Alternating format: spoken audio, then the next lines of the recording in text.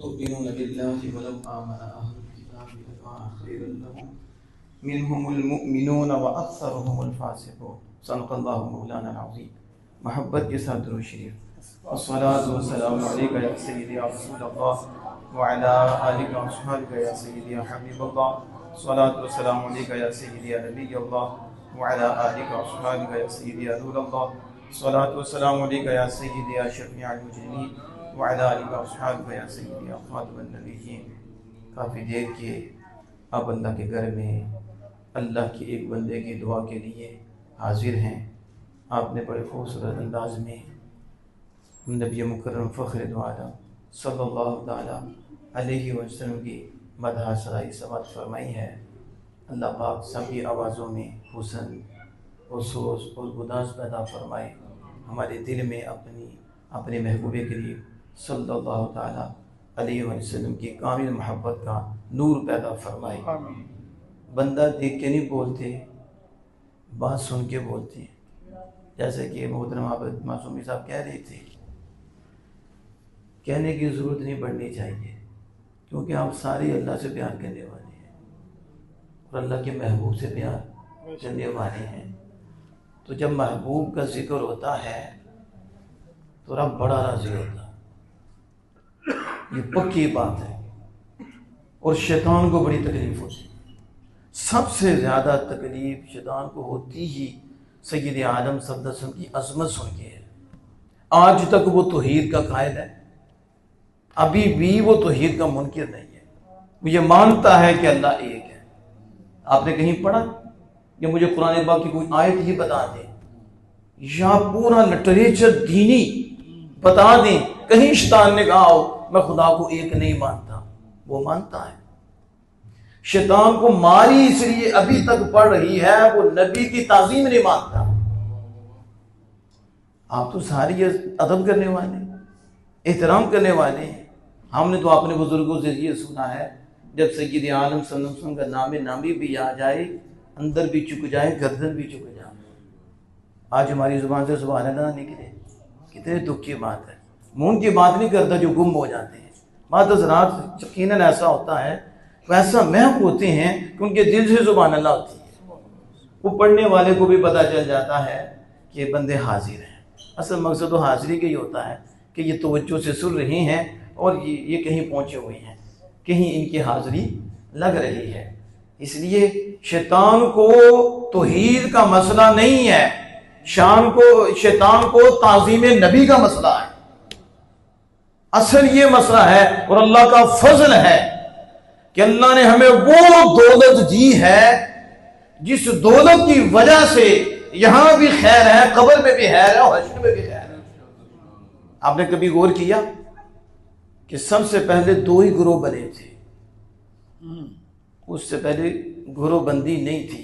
आज हमारे लोग कहते हैं ये ग्रोह बना ली है। हमने कहा हमने ग्रोह नहीं बनाए, ग्रोह बने हैं। हम तो आमिना के लाल के साथ हैं, हम ग्रोह बंदी नहीं करते। हाँ, हम ये बताते हैं कि जिस तरह रसूलुल्लाह ने हमें बताया और करके दिखाया है और उन पे जो चले हैं उनके साथ हो जाओ, अलग ना हो। सबसे पहले दो ही ग्रोह बने थे। जब अल्लाह अज़्ज़ व जल ने हुक्म दिया कि मेरे नबी आदम को सजदा करो, तो शैतान आकड़ गया और सबसे पहले जिब्रील अमीन अलैहिस्सलाम ने सजदा किया। शैतान नबी की ताज़ीम का मुनकिर हुआ, जिब्रील ताज़ीम के कायल और सबसे पहले आदम अलैहिस्सलाम की ताज़ीम करने वाले हुए। तो उस वक्त एक ग्रोह बना जो ताज़ीमी था और एक ग्रोह बना जो तौहीदी था। यानी एक नबी की अज़मत का मुनकिर और एक नबी की अज़मत का कायल। तो जो अज़मत का कायल था उसने गर्दन झुकाई, अल्लाह ने उसे सारे फरिश्तों का सरदार बना दिया। और जो पहले मुअल्लिमुल मलाकूत था और फरिश्तों का उस्ताद था, चप्पा चप्पा इबादत करने वाला, इल्म उतना इतना कि फरिश्तों को सिखाने वाला, कौन सी जगह उस इब्लीस ने छोड़ी थी कि जहां उसने इबादत नहीं की। उसका इल्म का आलम क्या था, लेकिन जब वो अल्लाह के नबी के आगे आंकड़ा और उसने कहा मैं बेहतर हूं, ये बेहतर नहीं, और नबी की तौहीन की। अल्लाह ने उसे बारगाह से निकाल दिया और क़यामत तक के लिए हर लम्हे उसके लिए लानत रखी। खुद भी लानती कहता है, फरिश्तों को भी कहते हैं इस पर लानत भेजे, हमें भी हुक्म करता है इसे लानत भेजे। हम अर्ज करते हैं मालिक, लोग हमें कहते हैं वो तो बड़ी नमाजें पढ़ते हैं, वो तो बड़े सजदे करते हैं, देखो उनके पास कितना इल्म है, देखो वो हदीस सुना रहे हैं, देखो वो कुरान पढ़ रहे हैं, तुम उनके खिलाफ बोल के कहते हो कि इनके पास ईमान नहीं है। ये लोग 2 नंबर है, ये धोखेबाज है, तो ये जो फितनेबाज है, मालिक तू ही इनको बता कि शैतान के पल्ले क्या था। क्या शैतान के पल्ले इबादत नहीं थी? क्या नमाजें उसके पास इल्म नहीं था? उसके पास उस वक्त तकवा नहीं था? वो फरिश्तों को सरदार बन गया था, तो फिर उसमें लानत क्यों है? तो अल्लाह में बताता है इन्हें समझ नहीं आ रही। हम सजदे बाद में देखते हैं, हम इल्म बाद में देखते हैं, अपने यार का अदब पहले देखते हैं। हर इबादत बनती ही अदब से है, हर अमल बनता ही अदब से है। अगर अदब नहीं, वो ज़ाहिरी अमल तो हो सकता है, हकीकत में उसकी कोई वैल्यू नहीं। अदब हो, एक दफा सुबहान अल्लाह भी कह दिया जाए, अल्लाह की बारगाह में कबूल हो जाता है। इसलिए हज़रात मोहतरम, अदब से सुना करें जब अल्लाह उसके रसूल का जिक्र हो। जुबान भी हिलनी चाहिए कि जिसका यार इतना सोना है उसकी खुद शान कितनी होगी। जिसके महबूब की शानें समझ में नहीं आती, उस मालिक की शानों का आलम क्या होगा। जिसका महबूब ऐसा बेमिसलो बेमिसाल है कि जिंदगियां खत्म हो गई, कलम टूट गए, मगर तेरे औसाफ का एक बाप भी मुकम्मल ना हो सका। जिसने यार को इतना नवाजा है, उसके खुद शान का आलम क्या होगा। कारीगरी से कारीगर का पता चलता है। इसलिए जब भी हुजूर का जिक्र हो, बंदा ना देखें, जब भी अल्लाह का जिक्र हो, बंदा ना देखें, जिक्र देखें किन का है। गर्दन झुक जानी चाहिए, जुबान पे सुभान अल्लाह की आवाज आ जानी चाहिए। बस मैं बात को मुकम्मल करने लगा हूं। जो आयत करीमा पढ़ी जरा गौर करें। कुंतुम खैरा उम्मा, तुम हो बेहतर उम्मत। बोलो क्या फरमाया? आप सब ने बोलना है। यहां तो आपकी भी बात हो रही है। चले बंदे कहते हैं अपने ऐसे ही बोल लो। कुंतुम खैरा उम्मा, कभी इसी जुमले पे गौर कर लो, वजद आ जाएगा आपको। अपने वक्त पे खुश होगे, अल्लाह का शुक्र अदा करोगे। अल्लाह ने ईमान भी दिया है और महबूब का उम्मती भी बनाया है। और सिर्फ ये नहीं कि ये बंदा कह रहा है कि तुम उनके उम्मती हो, अल्लाह कुरान नाज़िल फरमा के कह रहा है और तुम उम्मती भी हो और सारी उम्मतों से बेहतर हो। अपनी शान पे तो बंदे को कुछ बोल देना चाहिए। कुंतुम खैरा उम्मा, तुम अफजल उम्मत हो। बस मैं यहां ठहरकर आपसे पूछना चाहता हूं, क्यों अफजल उम्मत हो? आप बताओ। क्या आपके जिस्म बड़े हैं, आप अफजल उम्मत हो? इस वजह से अफजल, तो आपसे बड़े बड़े गुजर गए। आपके तो कद भी इतने जितने पहलों के कद थे, आपकी उम्र भी इतनी नहीं जितनी पहले की उम्रें थी, और जितने उन्होंने इबादत की आप तो कर भी नहीं सकते, ना उतनी उम्रें हैं। तो फिर आप बेहतर उम्मत क्यों? क्या मूसा की उम्मत नहीं थी? क्या इब्राहिम खलीलुल्लाह अलैहिस्सलाम की उम्मत नहीं थी? क्या आदम अलैहिस्सलाम की उम्मत नहीं थी? नबी गुजरे हैं, सबकी उम्मतें हैं, उन्होंने भी बातें की हैं। लेकिन तुम रसूलुल्लाह की उम्मत हो।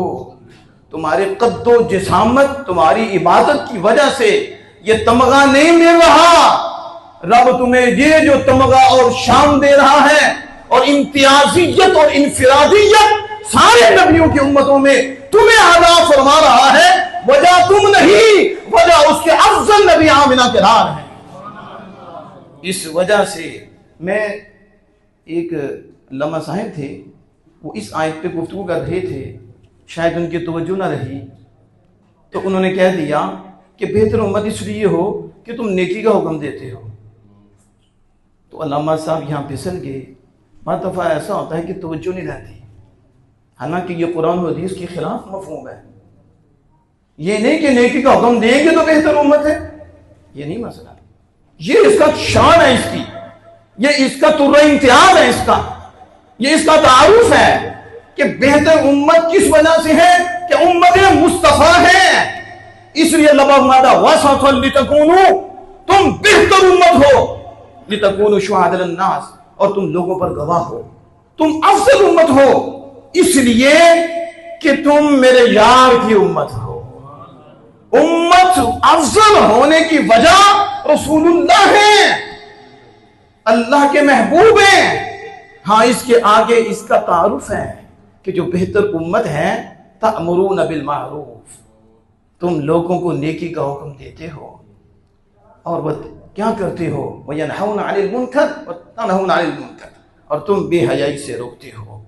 फिर फरमाया, अल्लाह पाक किस अंदाज से फरमाता है, वलो आमन अहलुल किताब, अगर ये किताब भी यहूदी ईसाई ये किताब भी अगर ईमान ले आते, मेरे यार को मान लेते। ये पहले नबी को मान रहे, को मूसा को मान रहा, को ईसा को मान रहा है। अगर ये यार को मान लेते, ईमान ले आते, लकान खैरन लहुम, तो उनके लिए बेहतर होता।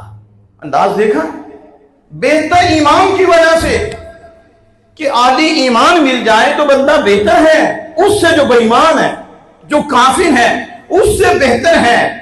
और फिर ईमान के बाद जाने ईमान मिल जाए तो सारी उम्मतों से अब्दुल आला है। शायद आप इस जुमले तक नहीं पहुंचे जो जुमला मैंने आप तक पहुंचाया है, ईमान ले आए तो बेहतर है, लेकिन अगर जाने ईमान पे ईमान ले आए तो सारी मखलूक सारी उम्मत से बेहतर आला है। ये हुजूर की वजह से शर्फ है। बस हज़रात मोहतरम, अपने आप को पहचानो, आपकी शान क्या है, अपना तशख्खुस देखो क्या है। हमारा तशख्खुस कोठियों से नहीं है, हमारा तशख्खुस मालो दौलत से नहीं है। यही तशख्खुस है तो फिरौन के पास थोड़ा था, नमरूद के पास थोड़ा था। खुदा के दुश्मन होकर माल देखो कितना था, हुकूमत देखो कितनी थी, बादशाहत कितनी थी। नमरूद के बारे में मैंने सुना है उसे सारी जिंदगी सरदर्द नहीं हुआ, सारी जिंदगी सरदर्द नहीं हुआ। हुकूमत देखो कितनी थी, बादशाहत कितनी थी। तो ये तारुफ है, ये हमारा तशख्खुस नहीं है, ये हमारी पहचान नहीं है। ये इज्जत, दुनियावी इज्जतें होती हैं। असल जो इज्जत है वो वही है जो अल्लाह के हुजूर है, जो अल्लाह के बारगाह में है। वो इज्जत ईमान और वो इज्जत हमारी अल्लाह की इताअत है, अल्लाह की फरमाबरदारी है। ये हमारी पहचान है, ये हमारा तशख्खुस है। किसी माहौल में बात हो रही थी कि टेंशन क्या है, मुख्तलिफ लोगों ने अपनी अपनी राय पेश की। टेंशन ये है, टेंशन ये है। बस एक बुजुर्ग की बारी आई तो उनसे जब पूछा गया और गुफ्तगू में जो बात चल रही थी वो टेंशन की है, तो उन्होंने एक जुमला कहा और कूजे में दरिया बंद कर दिया। उन्होंने कहा टेंशन क्या है? उन्होंने कहा जो अपनी शान से परे हुआ, जो अपनी शान से परे हुआ वो परेशान हुआ। मैं कहता हूं ना भी तकरीर करें बात मुकम्मल हो गई। तुम मोमिन हो, पहचानो तुम्हारा तारुफ क्या है, तुम्हारा तशख्खुस क्या है, पहचान के उसके मुताबिक चलो, सुकून हो जाएगा, बीमारियां दूर हो जाएंगी। ये कल्बी सुकून नहीं, इत्मीनान नहीं, कभी कहीं परेशानी, कभी कहीं परेशानी, कहीं किसी के आगे जलील, कहीं किसी के आगे जलील, कहीं कहीं रुसवा, कहीं कहीं रुसवा। क्यों? क्योंकि हम मोमिन हैं। हमारी पहचान क्या है? हम खुद भी नेकी करते हैं और नेकी का हुक्म देते हैं, हम खुद भी बुराई से बचते हैं और बुराई का हुक्म देते हैं। तो नेकी का हुक्म तो वो देगा जो पहले नेकी सीखेगा, जो पहले खैर सीखेगा, उसका इल्म हासिल करेगा, जिसे पता ही नहीं कि नेकी क्या है, खैर क्या है और खैर को पहुंचाना कैसे है, वो ये कैसे काम कर सकता है। वो तो बीमार है तो बीमार को सुकून कैसे होगा? क्योंकि जो इसका तारुफ था ये इससे पीछे हो गया, ना इसने इल्म सीखा, तो फिर सिखाना कहां से है, अमल कैसे करना है। इसलिए जब तशख्खुस को पहचानेंगे और उसके मुताबिक चलेंगे, हम इल्म सीखेंगे, दीन सीखेंगे, खुद भी अमल करेंगे, वो आगे पहुंचाएंगे। अल्लाह जल्ला वाला के फजल करम से कोठियां बंगले ना भी हो, आप एक छोटे से कमरे में भी बैठे होंगे, खुदा ताला रहमत की बरसात करता रहेगा, कल्बी सुकून की दौलत नसीब रहेगी। इसलिए हज़रात मोहतरम, बात लंबी हो जाएगी। जो मैंने अर्ज किया, अपने आप को पहचानो, आपका तारुफ क्या है। मूसा कलीमुल्लाह अलैहिस्सलाम ने 70 से ज़्यादा मरतबा इस उम्मत की शान पढ़ी है, इस उम्मत की, इसका तारुफ क्या था पढ़ी है। बस बात मुकम्मल है। क्या कहा? अल्लाह ये उम्मत मुझे दे दे। फरमाया ये उम्मत मुस्तफ़ा है। मूसा फैसला हो चुका, उम्मत मुस्तफ़ा है। ज़ान हो रही है, फिर इसके बाद इंशाअल्लाह 2-4 मिनट।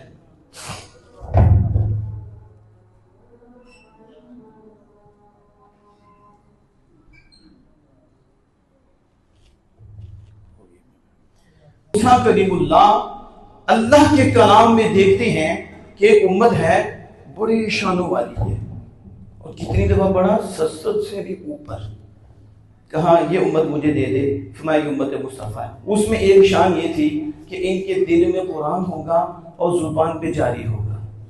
क्या होगा? एक पहचान हमारी ये है कि हमारे दिल में कुरान होगा और जुबान पे बच्चा बच्चा हाफिज कुरान होगा और कुरान की तिलावत करने वाला होगा। कहा मालिक ये उम्मत मुझे दे दे, फरमाया फिर का उम्मत अहमद मूसा ये फैसला हो चुका है, ये मेरे यार की उम्मत है, ये उम्मत मुस्तफा है। गुनाह का इरादा करेंगे और फिर करेंगे नहीं, फरमाया अल्लाह पाक क्या करेगा? एक ही गुनाह लिखेगा। अगर 99% इरादा करेंगे तब कर देंगे, नेकी लिखी जाएगी, और नेकी का इरादा ही करेंगे अल्लाह नेकी लिख देगा। जब करेंगे तो उसके ऊपर अलग नेकी होगी। इतनी आला उम्मत, ये उम्मत मुझे दे दे, फरमाया ये भी उम्मत मुस्तफा है। अलगज़ इतने सवाल किए, लेकिन अल्लाह जल्ल व अला ने हर सवाल के जवाब में कहा मूसा ये शान मेरे यार की उम्मत की है, ये भी शान मेरे यार की उम्मत की है, ये भी शान मेरे यार की उम्मत की है। जब मूसा कलीमुल्लाह समझे कि अल्लाह तो नहीं देगा, जरा गौर तो करो, तुम्हें तो मूसा मांग रही है लेकिन अल्लाह नहीं दे रहा, तो वो समझे कि मालिक तो नहीं देता, तो फिर उसकी मालिक ताजे नबूवत ले ले, उस उम्मत के नबी आमिना के लाल को मुझे गुलाम बना दे। ये हमारा तारुफ नहीं है, बस आला से कहा वो हमारे नबी हम उनके उम्मती, वो हमारे नबी हम उनके उम्मती, और उम्मती तेरी किस्मत पे लाखों सलाम। ये जो आज बैठे हो, बंदा तो जाने वाला चला गया है, दुआ का सिलसिला पहुंचता है कि नहीं? उनकी बख्शिश भी होती है, दराजात भी बुलंद होती हैं। किस वजह से होती है? वो मोमिन भी है, उम्मत मुस्तफ़ा में भी है। ये हुजूर की वजह से करम है कि गुनाहगार से गुनाहगार भी जाता है, पीछे हाथ उठ जाते हैं, दुआएं होती हैं, सारे सवाब होता है, औलाद नमाज पढ़ती है, जिक्र अस्कार करती है। अल्लाह उस औलाद की वजह से, उन मोमिनीन के आमाल साले की वजह से उन्हें तोहफे भेजता है, जिनसे बख्शिश भी हो जाती है, दराजात भी बुलंद फरमा देता है। ऐसा भी होगा कि क़यामत के दिन जब निकलेंगे तो पता चलेगा कि इनके ऊपर तो गुनाह तो कोई गुबार ही नहीं, तो गुनाह कहाँ गए? दुआ करने वालों की वजह से रब ने हुजूर के सदके करम फरमा दिया, और जिनका कोई दुआ करने वाला नहीं, महज रब्बे कायनात अपने फजल से भी उनकी बख्शिश फरमा देगा। अल्लाह जल्ल व अला से दुआ कि हम सबको अमल की तौफीक अता फरमाए।